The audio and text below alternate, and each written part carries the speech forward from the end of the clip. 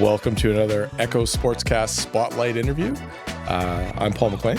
I'm Jacob Brown. With us today is Tim Simpson, former North Bay teacher, longtime coach, and current owner of Pro Sports Management. Hey, well, thank you. Thanks for having me. Welcome to the show. Right on. So let's jump into this. You and I first met almost 20 years ago, probably now, when I was at Sport Check, and you were a co-op teacher at Chippewa. Right. Yes. So, and then we got to know each other that way. You were obviously involved coaching then, and having many co-op students kind of come through. And over the years, as your teaching career ended, you saw an opportunity and created a program. And I was always really interested in sort of your ideas behind it, and a lot of them have stuck with me. So this is great to get to interview you and ask some questions. So how did it start? Where is it? Maybe Pro Sports Management. Talk to people that aren't aware of what you do. So, and you're talking MBA as well, right? Yep. Is that what you're talking? So MBA, I had started about 32 years ago, actually. Okay. And really, I started MBA with some teachers at Algonquin at the time. And because I was trying to take my teams to a provincial, to be a threat at the provincials, and we didn't have yet in North Bay the feeder system that we needed. We were still getting good players. Doesn't mean there were some really good individual players, but to go down and compete down south, you got to have a program, not just a couple of good players once in a while. So the whole idea of the MBA was to get that going. That's why we started it. Mm-hmm. That quickly morphed into, as people left and I kind of took it over, that morphed into really become a fundraiser for rep basketball and early rep basketball.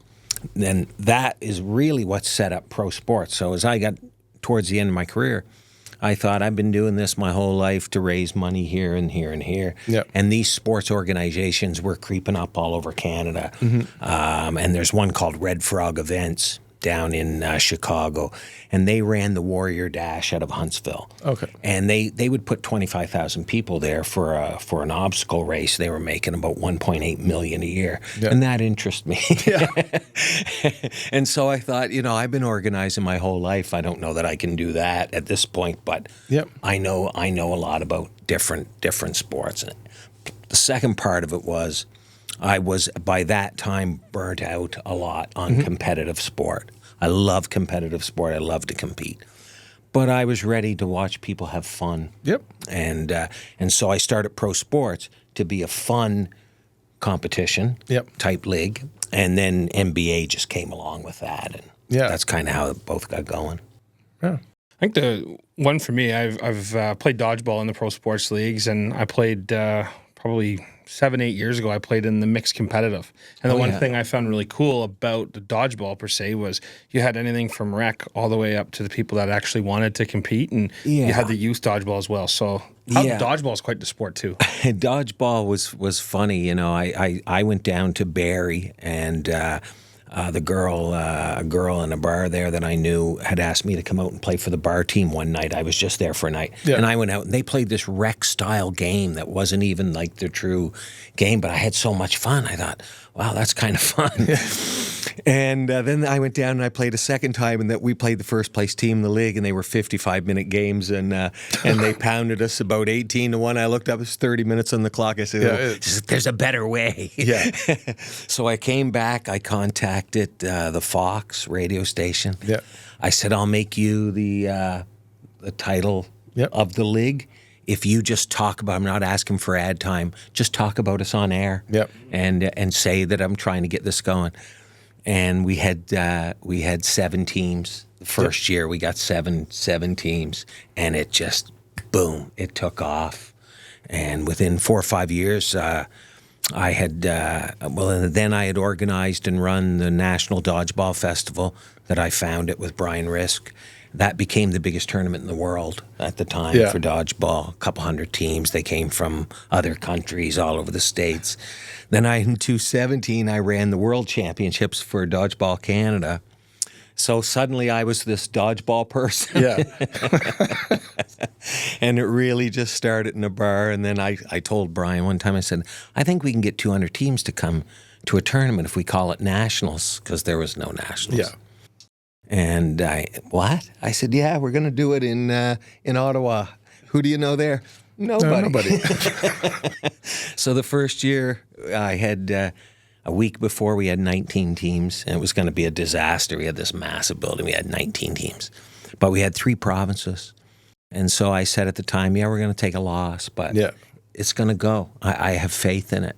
And so we put it on. It went really well. Moved it to Barrie the next year. Jumped to 66, then 105, 120, all the way up to, I think it was 195 the last year. Yeah. Yeah. So, sometimes you just got to let life take you. Yeah. And that's when, then that's what it does. And one thing that stuck out to me, and you were kind of early in on the flag football.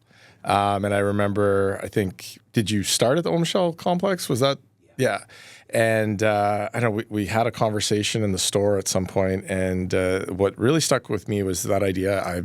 We've both played in men's leagues. You run a men's league, and how hard it can be to get the competitive balance both on organization, sponsorship, collection of fees from players. And what you said to me about flag football and how it was sort of more of a centralized model that you would place people on the team and they paid the league was, I can provide a better experience for the whole of the league by doing it for everyone. And it allowed you to not only make the experience better for the athletes participating, you also created a better situation for those maybe who want to sponsor the league because you're coming at them with the whole force from a different of everybody. Point of view. You're like my store as a buying group, right? Like you have more sway when you're trying to talk to somebody about what you're doing, not saying, no, I promise I'm going to get all the teams to come do this. Yeah. I think in sport's just a microcosm of life, really. Yeah. You got a lot of personalities. Everybody has a different thing that they're getting out of sports. Like, sometimes we give medals in like a D division of something and, of a tournament maybe. Mm-hmm. Which might mean that they finished 16th out of 24. Yeah. You think that's not important. To some people on that team, it's the most important. Mm-hmm. Then there's other people that could care less if they get one. And here, there's all these people. So there's some people want to win. Some people just want to be out there. Some people want to. It's very difficult. You have to really manage people.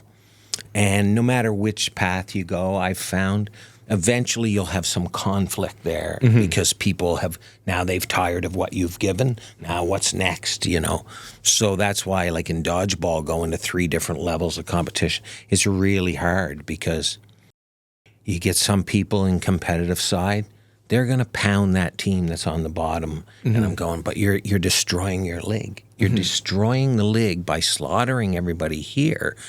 But now they want to be, so the number 2 team can't beat number 1.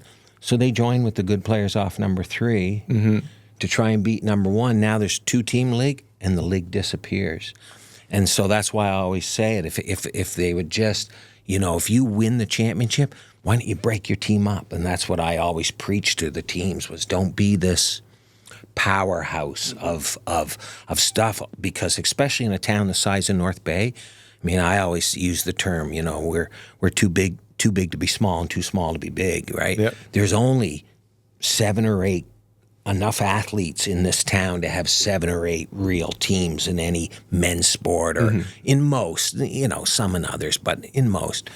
If you put all the eggs in those first 2 teams, you won't have a league. You'll win it for a while and then it'll die. And it's happened in my thing too. That's why I don't run men's anymore. Okay. The Bulldogs came in and started men's flag football a few years later, but at my end of it died because the 2 teams, they never ever lost. Right. And the other teams just finally quit, so there was no league. Couldn't get them to switch. Are you from North Bay originally? No? I'm a Nova Scotian. Okay. Yeah. Kind of pick up some of that. Yeah. So how'd you find yourself in North Bay?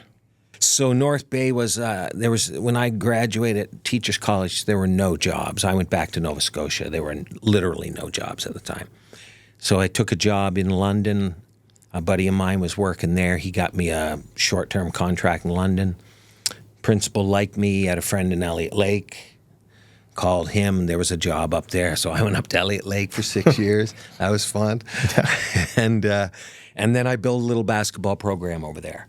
Yeah. And the guys at West Ferris noticed me. Yep. And so they approached me about coming over to North Bay. And the mines would then, as it turned out, the mines in Elliott Lake started closing. Yeah. So they were closing up schools anyway. It was time to get out of there. Yeah.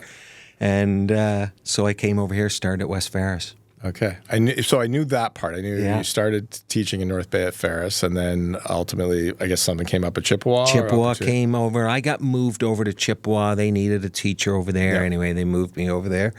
And in a story that shall be named, not important.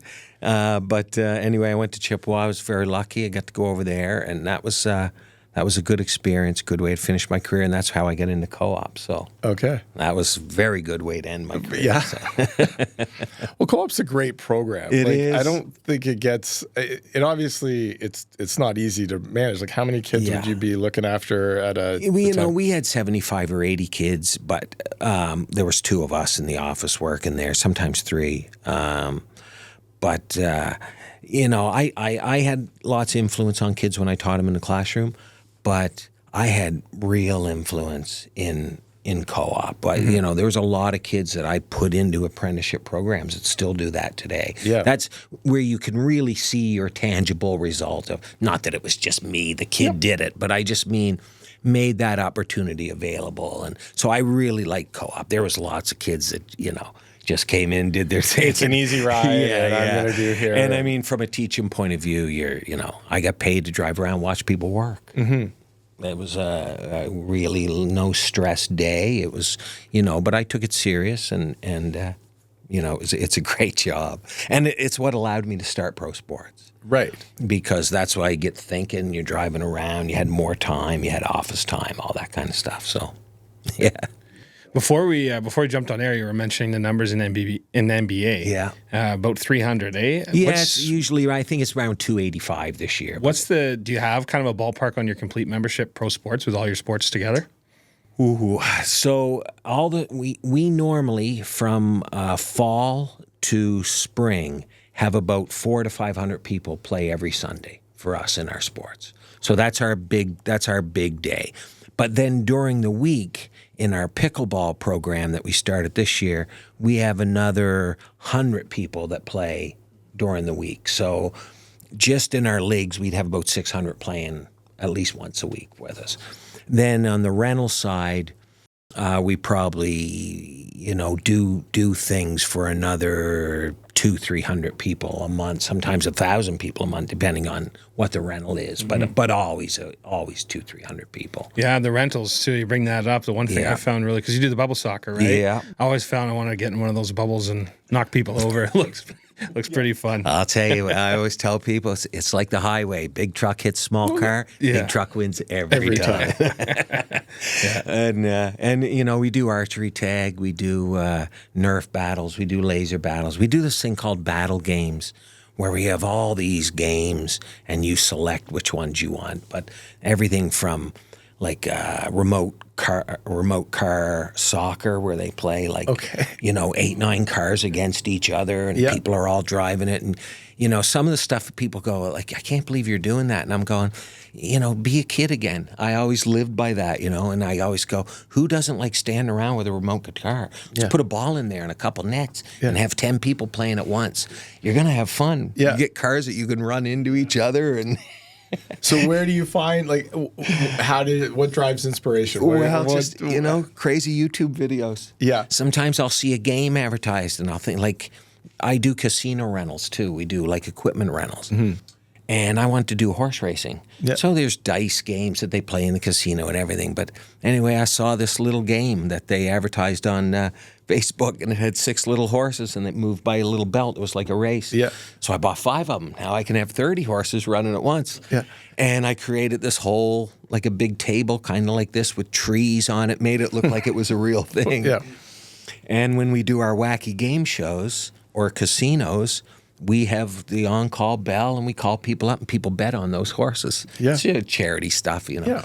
But the guys, my guys that work for me, they're going, nobody's going to upset. I'm telling you, when you're at a party, and you got your chip down, you're going to be cheering for that little plastic horse as it rattles. And sure enough, first time we ran the casino, it was one of the most popular games. Yeah. And so it's just, if something feels right, one of my guys, Ross Dowdy, Todd Stevens, like sometimes it's them, they'll come up, they'll send me something or suggest something. Whatever we see, we always say we're the three old guys. We're like a bad B movie, We're three old guys going around to college campuses and playing stupid games. But it's fun. It's a fun way to watch people have fun and still have a competitive side. There's always a competitive side.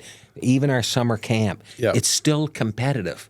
But we call it being good competitive. We're not going to focus on what the scores are. We're going to have fun the whole way. And then we're going to reward the people who did it the best. And that's okay. And Well, your market for the rentals must be pretty vast too, right? Because you probably have sports teams with team building, businesses, birthday parties. Yeah. I guess you have all of it. It's crazy. Companies. We did a bubble event for seniors. Like 75th, I was scared to death. You signed the waivers. Oh my God, I couldn't, But there was a lady in there in her 80s, and she was in that bubble for like 30 minutes, mostly just laying around laughing, just having fun again right now. I mean, they weren't crashing, but they're having. It's neat to see people having fun, and when we do these wacky game shows, we play Rock'em Sock'em Robots, we shoot arrows, they quick draw Nerf guns. These are people coming at a company event, and all of a sudden they're laughing, they're being kids. We did the Elks National Convention here not long ago, and it was an older crowd, and they're all just laughing, just letting loose for an hour. Yeah. Who doesn't want to do that? Yeah, and then they pay you for it. Yeah, so that's a good deal. And you were mentioning, because my son did one of the summer camps, and we got chatting at Ferris Arena last year, and Frosh Weeks too? Is that still? Frosh Weeks be huge. One of my busiest seasons, Frosh Week. We go on the road for about a week. And you guys get to be kids again. We get to be kids. It's really hard work, but the kids are great. The Frosh kids, they all come. They're having fun. You're there to have fun. Again, you're not there with a big bunch of rules. They're games that you can play. No one really cares if you hit the person with the laser or not. They're giggling with their friends. And the international students, they're all just we went from Carleton, the University of Ottawa, to York, to U of T, then down to London, then down to Chatham, all in 1 week last year. And Well, and following you on social media, you're never shy to applaud your volunteers and your employees. How big's the engine that runs pro sports? Well, two main guys. I have two main guys, which is Todd Stevens and Ross Dowdy. Those two guys, they ref 4 or 5 different sports. They run camps. They run the game shows. They can do anything with both. They're like the main guys. And Megan Dubich, who also can. She's just been off a little bit with family now lately, but she still works. There are 3 cores, and then there's another 10 to 12 people who we pull in, maybe reffing football over here, reffing dodgeball here.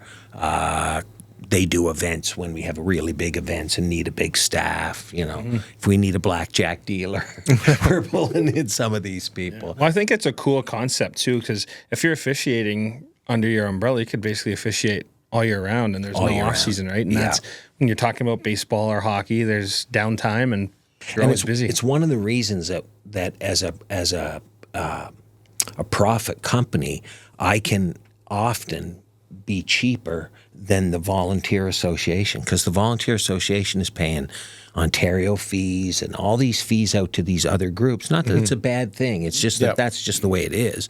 And then they're hiring officials in referees associations which I do too in like the NBA, but we can hire referees at a cheaper rate. Right. And still they collect more because they're not having to pay it to their governing body. 100%. Yeah. So, and because it's those same guys, we can keep them going all year.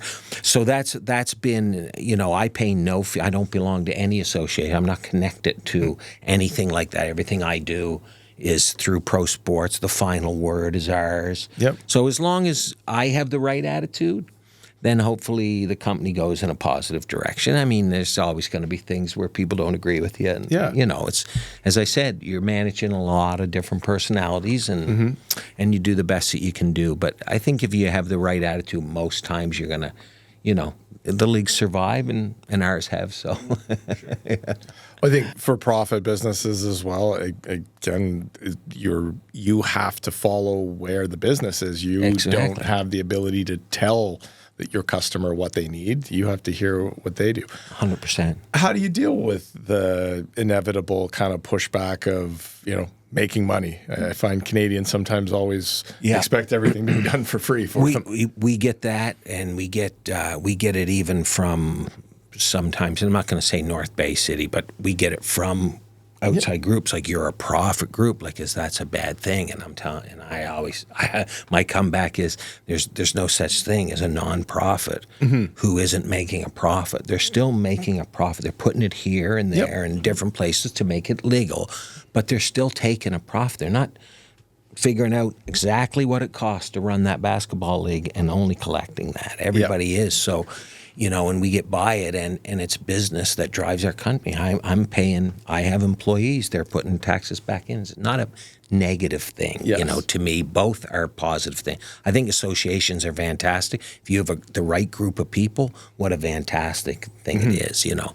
I work with the North Bay Pickleball Club as a tournament person for them, not on their board, but work with them. I mean, they're fantastic. These people are laying it on the line for the community every day. So there's lots of good people out there. But as a business too, you know, I think you're still putting back into the community. Are you offering people something that's worth being paid for? That's the way I tell people. If you have pushback on that, then you're probably not going to join my stuff, and that's okay too. But you know, if I know that I'm one of the cheapest of most leagues around the province because I watch that. Right. It's an important thing on an what important that shows. thing. So, you know, and we certainly, you know, you do make profit in the business, and it's not like you're running around in a private jet because you're running.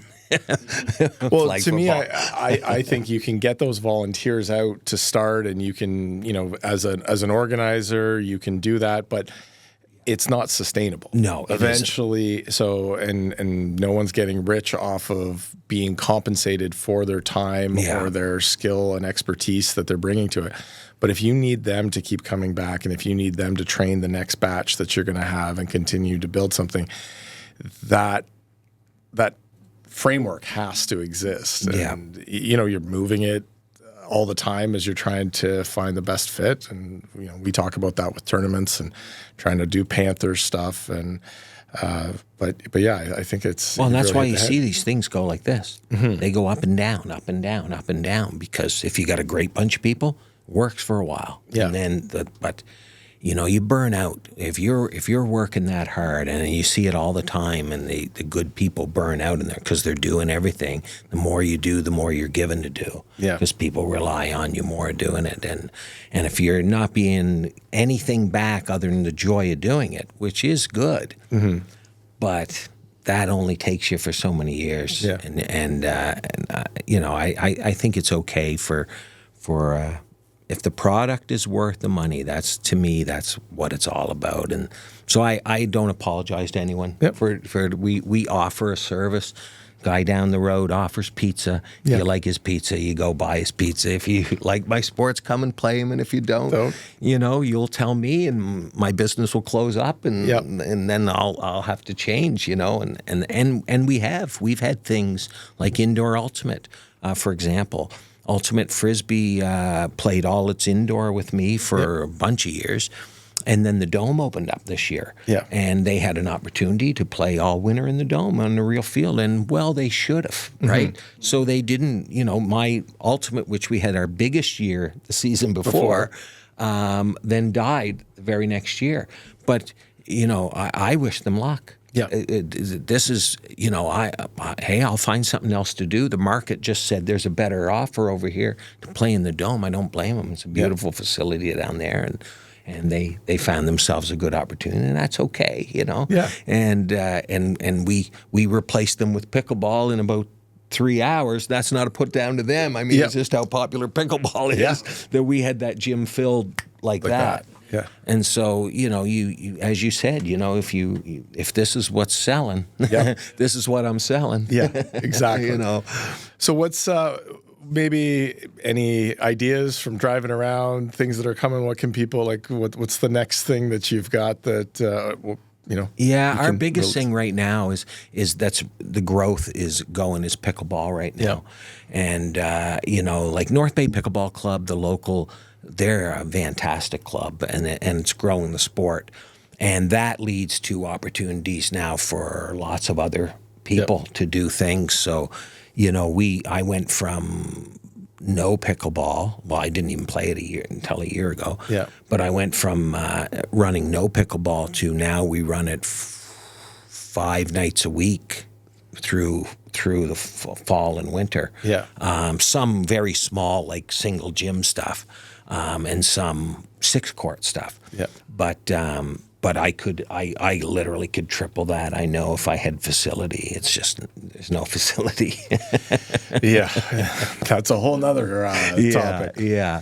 So how do people reach you? Just for people that, again, maybe are discovering this for the first time and want to hire you for a corporate event? Our best bet is to go on our website, which is Pro Sports with an S, prosportsmanagement.ca. And that's everything is laid out. It's a pretty simple website, I think. It's easy to manage around. I always tell people hit the menu because lots of times people will say, "Oh, I couldn't find it," and I'll say, "There's a lot of stuff there. You got to scroll for a bit because we run probably 15, 16 different things." So that's a great way, or they can call me at 705-499-1515 anytime. That's fantastic. Facebook as well. We're on Facebook. Presence on social media. Not a big social media guy because I'm 64, so I don't understand it a whole lot. But I know you got to get my kids to explain stuff to me. So it's just I shouldn't say that. I do understand it. I just find it exhausting. Yep. It's to keep your company in the spotlight every day, all day. I understand now why companies hire outside groups. I always wondered why they would do that. Mm-hmm. I totally get it because it's hard. Some days I'll go 3 or 4 days. I'll go, I guess I should have made a post. Yeah. But wow, it's I find that a lot of work. I still remember being at a big Source for Sports conference, and so we have about 150 to 170 stores across the country, and this was the advent of Facebook. So there was it was on the agenda.